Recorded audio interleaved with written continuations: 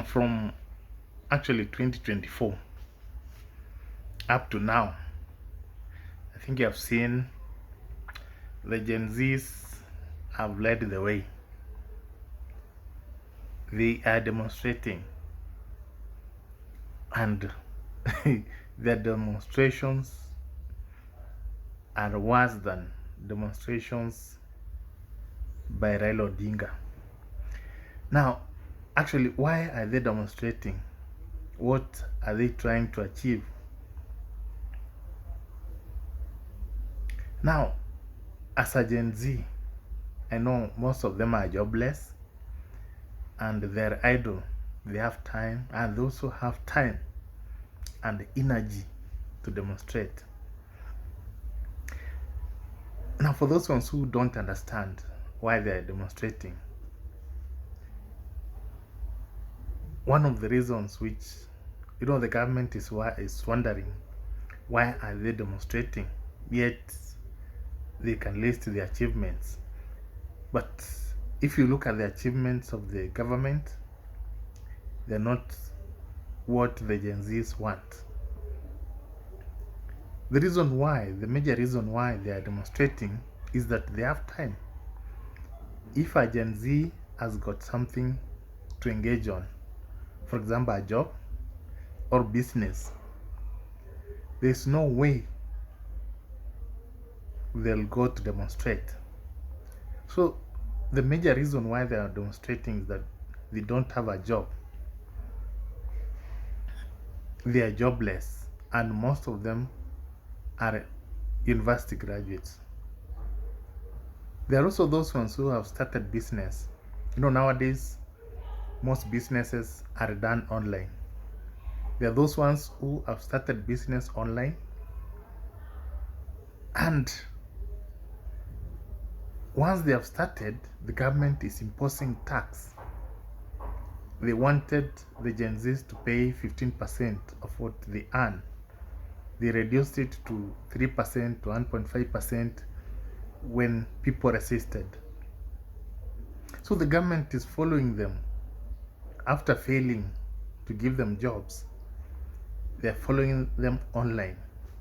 And now there is also another problem that they face, is the problem of starting a business. Right now, if you want to start selling water, bottled water, for you to set up that shop, you need something like 1.5 million shillings or 1 million at least. And most Gen Zs don't have that cash. You will be required to have more than 7 licenses. It is very difficult. And also, when you're starting business, most shops, they require you to pay goodwill and the rent for 3 months, which most of them don't have. So that is one area that is paining the Gen Zs the most. The Gen Zs also, as you remember in 2024, when they went to the streets, when they stormed parliament, it was because of the bill, the finance bill. And after that, President Ruto, he gave a speech and promised to implement certain things. He dissolved his cabinet. But what happened? He promised to reduce the number of advisors. At the moment, instead of reducing, he has added more than 20. He has done contrary to what he said. He dissolved cabinet, and since Gen Zs were the ones on the streets, they expected President Ruto to appoint Gen Zs and experts. But instead of that, he went ahead and brought Raila to the government, and he appointed Raila's people. And that one was very painful to the Gen Zs. That's what they wanted. The president is building a church worth 1.2 billion shillings in State House with his own money. With his own money at State House. And they're wondering, what if he retires in 2027? And what if a Muslim becomes a president? Will he build a mosque? And who approved that? So there are so many issues that the Gen Zs are dealing with. They see corruption. The people who are in government, most of them had corrupt cases. So if someone has got a corrupt case, what they do is to start praising the government, and those cases just collapse. And all of a sudden, the person becomes clean. So this way, I don't expect that Gen Zs are expecting bright future. There are so many things which are not appearing to be working. For example, if you go to get a passport,